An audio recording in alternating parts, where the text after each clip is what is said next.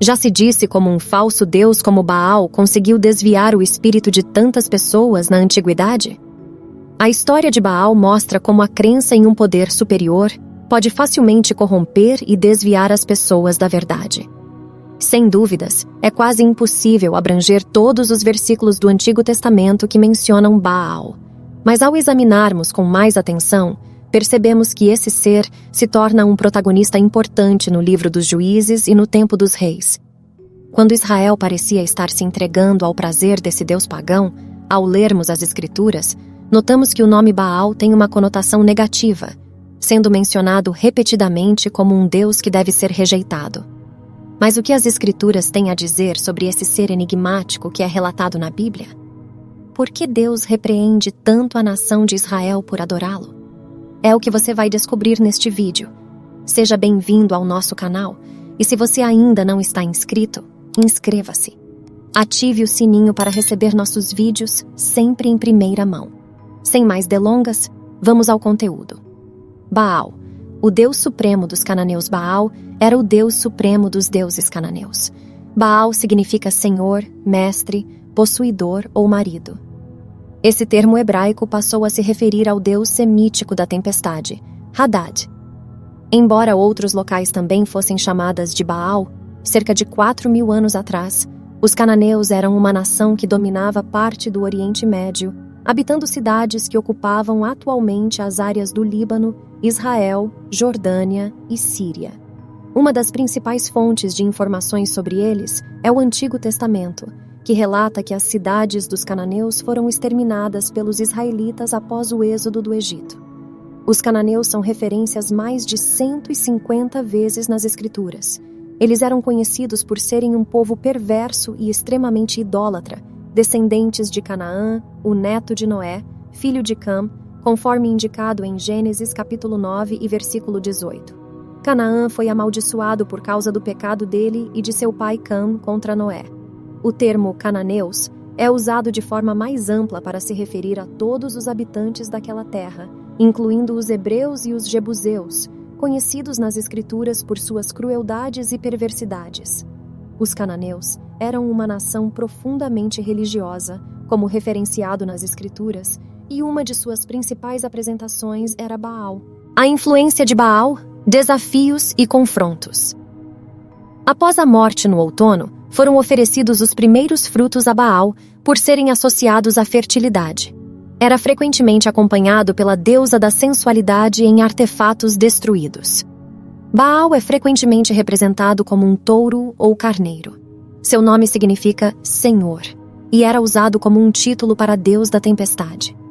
Baal foi associado à realeza e juramentos em textos antigos do Oriente, desde o final do 3º milênio antes de Cristo até o período romano.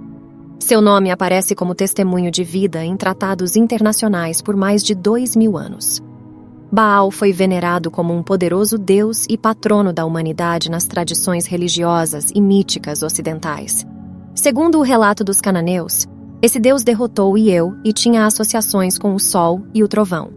Entre todos os deuses com os quais os israelenses entraram em contato, Baal parecia ser um dos mais resistentes de resistir e algumas vezes era até mesmo reverenciado pelo povo de Deus.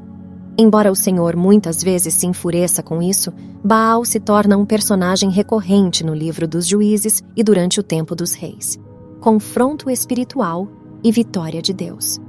Quando Israel parecia sucumbir a esse deus pagão, o filho de Ezequias reconstruiu os templos de santuários de Baal e da deusa cananeia.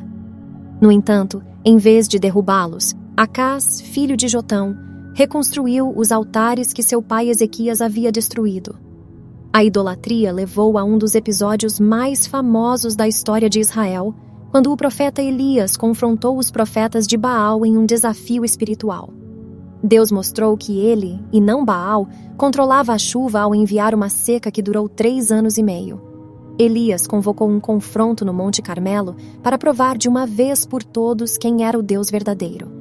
Durante todo o dia, 450 profetas de Baal pediram ao seu Deus para enviar fogo do céu, algo adicionado facilmente a um Deus da tempestade. Mas não houve resposta. Após os profetas de Baal desistirem, Elias fez uma oração simples, E Deus respondeu imediatamente com fogo do céu, queimando o altar encantado de água. A prova foi esmagadora, e o povo caiu de rosto em terra, confirmando que o Senhor é Deus. Todos os 450 profetas de Baal foram mortos. O legado de Baal. Uma advertência perene. O episódio do confronto no Monte Carmelo destacou a supremacia do verdadeiro Deus e a vaidade das divindades falsas. Baal, que foi visto como poderoso e patrono da humanidade em algumas tradições, foi incapaz de realizar um milagre diante do Deus único e verdadeiro de Israel. A história de Baal nos alerta sobre os perigos da idolatria e do entusiasmo aos falsos deuses. Mostrar como a crença em um poder superior pode corromper a fé e desviar as pessoas do verdadeiro desejo. A idolatria é uma tentação constante, e a história de Baal nos lembra da importância de permanecermos vigilantes, comprometidos com o caminho correto, evitando as tentações que podem nos desviar do verdadeiro propósito espiritual. A mensagem final é que o espírito a Deus deve ser puro, livre de idolatria. A história de Baal nos lembra de buscar uma relação autêntica com Deus e resistir à influência de ídolos e falsas crenças. Essa lição é relevante para todas as épocas.